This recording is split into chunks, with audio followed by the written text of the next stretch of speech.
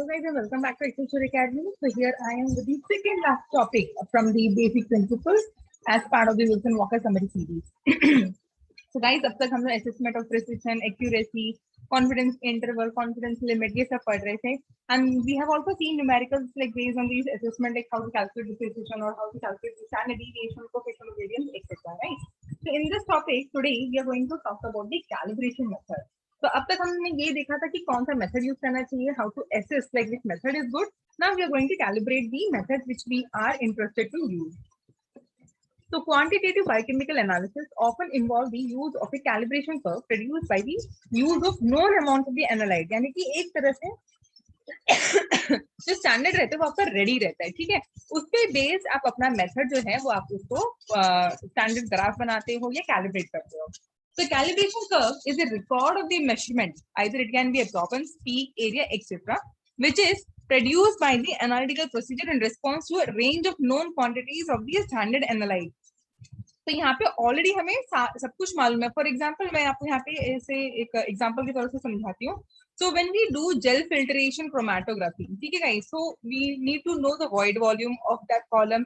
तो void volume हम कैसे निकालते हैं? हम लोग ब्लू डेक्स्ट्राइन डालते हैं, then we calculate the void volume. उसके बाद what we do is we take 6 molecular markers, ठीक है. फॉर एग्जांपल लाइसोजाइम ले लिया, ए प्रोटीनिन ले लिया, ट्रिप्सिन ले लिया, and what is other, cytochrome C ले लिया. सो ये सारे इस तरह के जो हमारे पास प्रोटीन मार्कर्स हैं, लाइक जहाँ पे हमें इनका मॉलिक्यूलर वेट पता है, so we run that from the same gel filtration column, ठीक है. अब क्या है, now we make a graph. तो अभी मुझे पता है कि ये पर्टिकुलर मॉलिक्यूलर वेट है जो इस रेंज में पड़ते हैं. Then what I am gonna do, I am gonna run my protein sample also. अब मैं वो देखूंगी वो कहाँ फॉल होता है. तो जब मेरे पास एक स्ट्रेट लाइन आ जाएगा, कहीं ना कहीं पे वो फॉल होगा, टच करेगा, and using that I can calculate the molecular weight of my own protein. Okay, so I hope थोड़ा सा आइडिया मिल गया हो जिसको नहीं मालूम था कि जेल फिल्ट्रेशन क्रोमैटोग्राफी कैसे कैलिब्रेट करते हैं. This is how you are going to do. Don't worry guys, जब हम जेल फिल्ट्रेशन क्रोमैटोग्राफी डिटेल में पढ़ेंगे तब हम इसको और डिटेल में पढ़ेंगे with the examples, with the video, animation, everything. I am gonna show how exactly we carry out gel filtration chromatography. Okay, so coming back to the topic. So it involves the preparation of standard solution of the analyte and the use of range of aliquots in the test analytical procedure. So it's a good practice to replicate each calibration point. अब जैसे कि मैंने हमेशा बोला, अब जब भी कोई भी एक्सपेरिमेंट करते हो आपको 3 बार तो करना ही है मिनिमम, ओके. ट्रिप्लिकेट्स में करना ही है. So जब मैं जेल फिल्ट्रेशन क्रोमैटोग्राफी रन कर रही हूँ, मुझे एक स्टैंडर्ड रन करने में 1 दिन लगता है. So around 6 standards you have to run so that you get a good point, so that you can make a very good straight line. तो 6 दिन ऐसे पकड़ लो, right. Then again you need to watch the column. So ऐसे करते करते आपको ट्रिप्लिकेट्स में करने में तो आपको 3 हफ्ते लग जाएंगे. इन द आइडियल कंडीशन जहाँ पे आपका कॉलम ब्लॉक नहीं हुआ है एंड कुछ भी मशीन एरर नहीं है, लाइट नहीं गई है, तब जाके आपके 3 वीक्स में तो सिर्फ स्टैंडर्ड रन होता है, ठीक है. Then you actually take the average and आप देखते हो कि आपका ग्राफ बनता है या नहीं बनता है. अगर किसी में कुछ प्रॉब्लम आ गया तो you are going to repeat that particular thing. तो 1 महीना तो कैलिब्रेशन में ही चला गया. Then comes your protein sample कि उसका कैसे होता है. So guys, in research it will take so much of time, but you need to have good amount of patience, ठीक है. Okay. So inspection of the compiled data usually reveals a scatter of the points about a linear relationship, but such that there are several options for the best fit. तो कैसे हम लेते हैं अभी guys, मैं इसको सिंपल भाषा में समझा देती हूँ. एक पॉइंट आपका ऐसा है और ऐसा है. अब आपके ऊपर है कि इस लाइन को हम कैसे लें, ऐसा लें या ऐसा लें या ऐसा लें. So depending on you, you need to decide कि आपको सबसे सही कौन सा लगता है, ठीक है. So the method of least mean square linear regression (LMSLR) is the most common mathematical way of fitting a straight line. अब मैंने क्या किया, मुझे तो ये 2 पॉइंट सही लग रहे थे, so I have taken this. Now I'm gonna check the linear regression. अगर उसके R square value 0.99 आ रहा है, then this is accepted, ठीक है. अगर इससे दूर आ रहा है, then I'm going to reject the entire standard curve. इसलिए जब भी आप XY प्लॉट बनाते हैं, लीनियर रिग्रेशन प्लीज चेक कीजिए, ठीक है.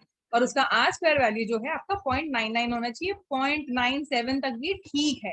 Don't go below this, otherwise आपका ग्राफ वो अच्छा नहीं आएगा. ग्राफ अगर स्टैंडर्ड आपका अच्छा नहीं है तो जो भी आप टेस्ट सैंपल डालेंगे वो भी आपका अच्छे से नहीं आएगा. I mean to say that it is not going to give you a proper value. Now the mathematical basis of this linear regression is complex and will not be considered here. and but the principles are simple. Okay, so the relationship between the two variables such as the concentration or the amount of analyte and the response is linear. Let us say that ये आपका concentration हो गया, ये आपका response हो गया, ये आपको बेस्ट स्ट्रेट लाइन मिल गई है y is equal to mx plus c. ठीक है, तो m यहाँ पे क्या हो गया आपका slope. So it is assumed that correctly in most cases that the errors in this measurement of y are much greater than those of x. And secondly, that uncertainties in the y values are of same magnitude. तो इतना तो नहीं होता because we make sure that we are not making so many mistakes. Okay, so so the method uses two criteria. The first is that the line will pass through the point xy where x and x bar y bar are the mean of x and y values respectively. The second is the slope. So अगर straight line अगर मैं बनाती हूँ ऐसा, ये आपका straight line हो गया, ये आपका slope हो जाता है यहाँ पे. ठीक है, ओके. अगर ये लाइन अगर आपकी ऐसी जा रही है in a graph, then your slope is positive. और अगर आपका लाइन ऐसे जा रहा है, so it means your slope is negative. ठीक है, okay. The end result of the regression analysis is the equation for the best fit straight line of the experimental data.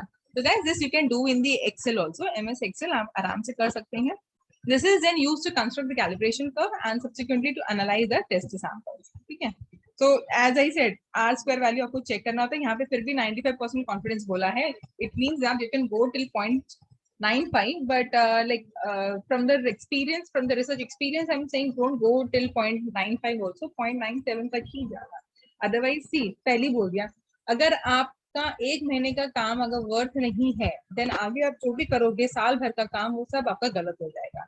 So it is okay that you waste 1 month rather than wasting 1 year. So I hope you got the idea what I really want to convey over here. Now, the stronger the correlation between the two variables, the closer the value of r approaches to +1 or -1. तो इसलिए +1 मैंने जैसे आपको mention किया था, यहाँ पे you can see the 0.99 है, 0.98 है. तो of course अगर मेरे पास दो ग्राफ है, एक 0.99 है और एक 0.98 है, तो कौन सा मैं सेलेक्ट करूंगी? Of course this is what I'm gonna consider. कोई भी ग्राफ जो है 1 नहीं देता है, इतना आइडियल केस आज तक नहीं आया है. So that's why we say it is going to be approaching +1. Now selection of the standard values. So the range of standard analyte amounts concentration should be selected to cover the expected values of the test analyte in such a way that the values are equally distributed along the calibration curve. See guys, मैं यहाँ पे वही चीज आपको यहाँ पे समझा देती हूँ कि like what all is written over here. Suppose let's talk about the molecular weight. ठीक है, अभी this is how I'm gonna get. ठीक है, यहाँ पे आपका रहेगा elution volume by void volume और यहाँ पे हो जाएगा आपका molecular weight in kilodaltons. Now ऐसा नहीं है, if I have got the 18.7 kilodalton protein, if I have only the standards of around less than 50, क्या ये standard graph मेरे काम का है? नहीं ना, right? So मुझे इस तरह से range select करना है जिससे मेरा 87 किलो डाल्टन का जो प्रोटीन है, it should fall in the range which I have selected for the standard analyte one, right? So अगर 87 है तो मुझे कैसे लेने चाहिए? So my standard should be consisting of 200 kilo Dalton, 100 kilo Dalton, then around 80 होना चाहिए, फिर 50 होना चाहिए, 30 होना चाहिए, around 20, 10 and 5 होगा, नहीं तो 2 होगा. ठीक है, तो इस तरह से आई शुड सेलेक्ट है. अगर मैं इतने रन नहीं करना चाहती तो एटलीस्ट 180, 50 तो करना चाहिए, so that when I run the gel, जब मैं पेज चलाऊंगी, so I should get near about मेरा 90 या 100 किलो डाल्टन के पास एक बैंड तो दिखना चाहिए मुझे जो 87 किलो डाल्टन का है, right? So this is how you should select. There is no point if I have only till 80. ठीक है, क्योंकि 80 से ऊपर ही बैंड दिखेगा, but it will not tell you वो कितना है, 80 है, 100 है, 200 है, 2000 है, आपको नहीं पता चलेगा. It will be shown above 80, but कितना है नहीं पता चलेगा. So I should always have high molecular weight, medium molecular weight and small molecular weight. तो इस तरह से आपको आपका स्टैंडर्ड रेंज जो है सिलेक्ट करना है. ठीक है, okay. Now how to use a blank sample. तो basically blank sample आपको कहाँ लगता है? जैसे अगर आपको कोई absorbance वाले experiments करने हैं जहाँ पे स्पेक्ट्रोफोटोमीटर यूज होता है, तो हम लोग blank यूज करते हैं.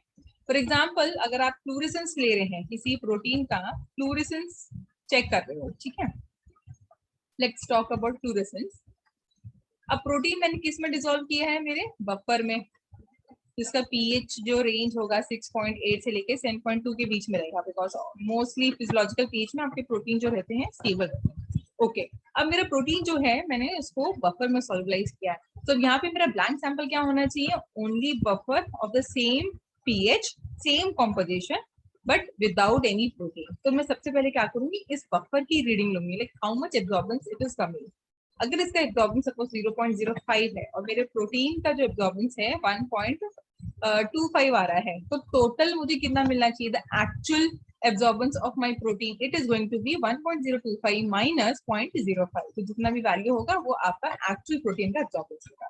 तो this is how you use your blank sample in most of your absorbance experiments. So this one is in which there is no standard analyte is present. Okay, so one should be included in the experimental design whenever it is possible. For example, जैसे आपका serum based हो गया या absorbance, जैसे मैंने अभी आपको बताया.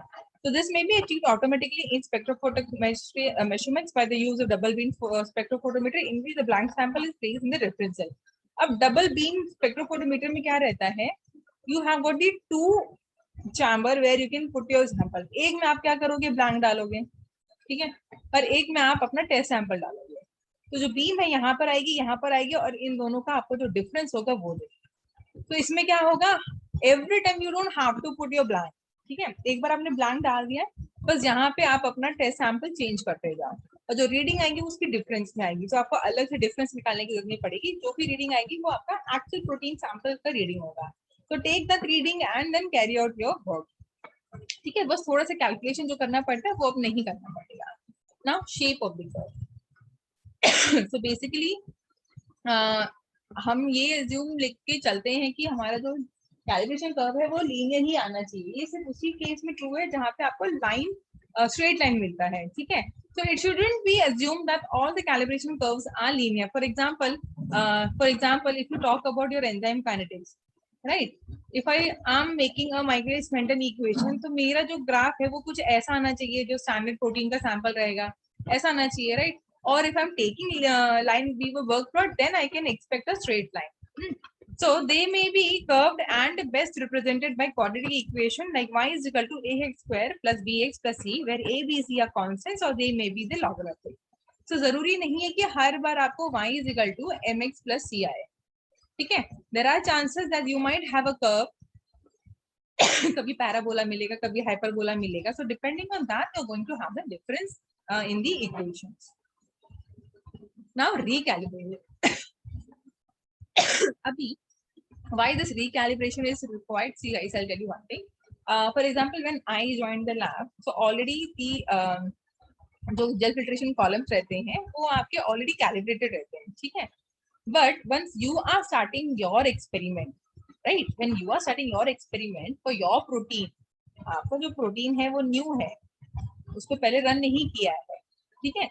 So ये प्रोटीन के लिए it is not necessary that the standard or the calibration curve जो पहले से ही लैब में बना हुआ है it is going to work for you. So as a researcher, it's your whole duty and the responsibility towards science that you should always have your own calibration curve. Don't go कि हाँ ये मेरे senior ने already कर रखा है 10 साल पहले, I'm gonna use the same. No, reagents change, उनका कंपोजिशन चेंज होता है, उनका रिफाइनमेंट, उनकी प्यूरिटी जो रहती है वो सब चेंज होता है। अगर आपने कंपनी चेंज कर दी, it is going to make a difference.